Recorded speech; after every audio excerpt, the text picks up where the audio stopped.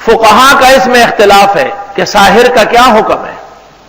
امام احمد فرماتے ہیں کہ اگر اس کا کفر واضح ہے تو قتل کر دیا جائے، اور اگر ظنی ہے تو قید کر لیا جائے۔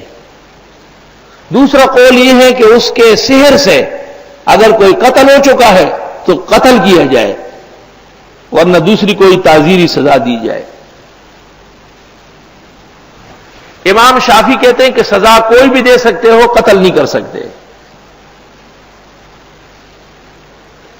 حضرت امام اعظم رحمت اللہ علیہ نے فرمایا ہے، جو کچھ اقوال اس سلسلے میں ہے اس کا خلاصہ یہ ہے کہ اگر سحر ان الفاظ و کلمات سے ہیں جو موجب شرک ہے تب تو وہ مشرک ہے اور مشرک کی سزا دے دی جائے،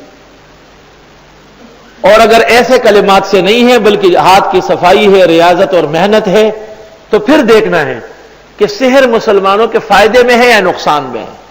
اگر مسلمانوں کی طرف سے دفاع بھی کر رہا ہے تو یثاب علیہ ویوجر، اور اگر مسلمان ہی اس سے پریشان ہے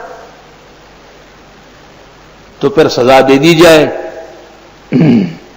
قال ابو حنیفہ حکم ساحر اہل الکتاب حکم ساحر المسلمین فی ایجاب القتل، فاما المرأة الساحرة فتحبس ولا تقتل۔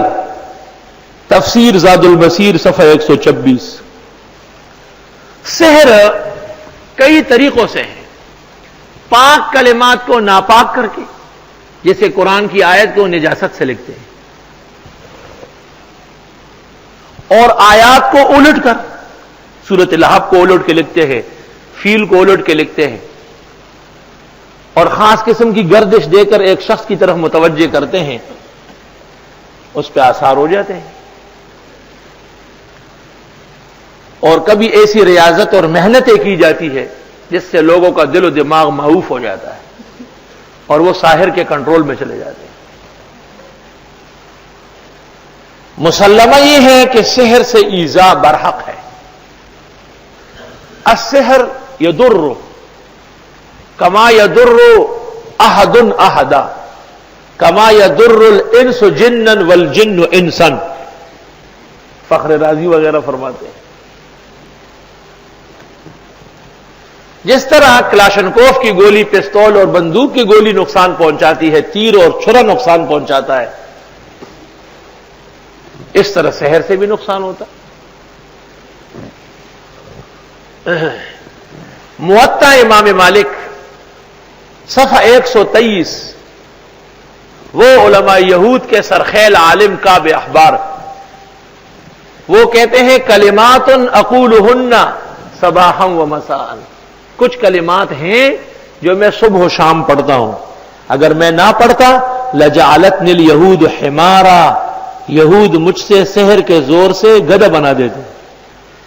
بقوت سحر ایک انسان گدھا بن سکتا ہے۔